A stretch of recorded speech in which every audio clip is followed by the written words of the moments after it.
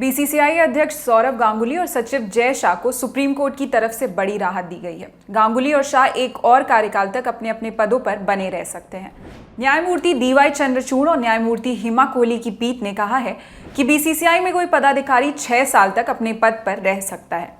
इसे 3 साल का 2 टर्म माना जाएगा, जिसके बाद उन्हें 3 साल का कूलिंग ऑफ पीरियड लेना होगा। और अब इस फैसले पर लोढ़ा कमेटी के हेड रहे पूर्व चीफ जस्टिस RM लोढ़ा ने कमेंट किया है। जानने लायक है कि जिन सुधारों को किनारे कर ये फैसला लिया गया है, उन सुधारों की अनुशंसा लोढ़ा कमेटी ने ही की थी।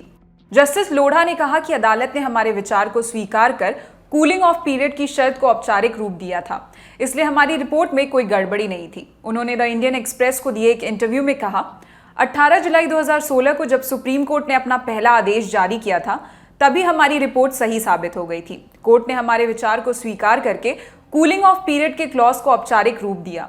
तो ऐसा नहीं है कि हम भटक गए थे या हमारी रिपोर्ट खराब थी। पहली सुनवाई में ही हमारी पूरी रिपोर्ट स्वीकार की गई।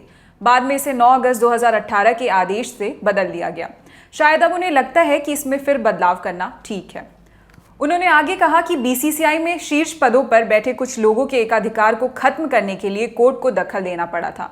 उन्होंने कहा, सुप्रीम कोर्ट ने किन हालातों में बीसीसीआई के मामलों में दखल दिया था, ये भी देखने की जरूरत है। ये काफी स्पष्ट था कि कुछ चुनिंदा लोग बार बार पद धारण कर रहे थे। इसके अलावा कुछ ऐसी चीजें भी थीं जो आसपास हो रही थी, जिन पर अदालत ने गौर किया। हमें संविधान और संरचना को देखने के लिए कहा गया था।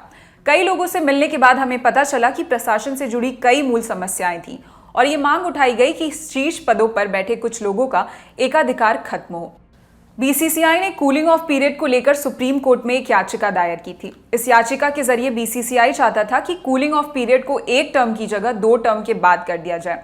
इससे सौरव गांगुली और जय शाह अपने अपने पदों पर एक और टर्म रह सकेंगे।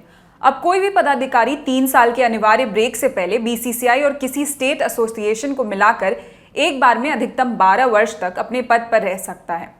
यानी 6 साल बीसीसीआई या किसी स्टेट एसोसिएशन के लिए काम करने के बाद कोई पदाधिकारी उसी पद पर वहां कंटिन्यू नहीं कर सकता।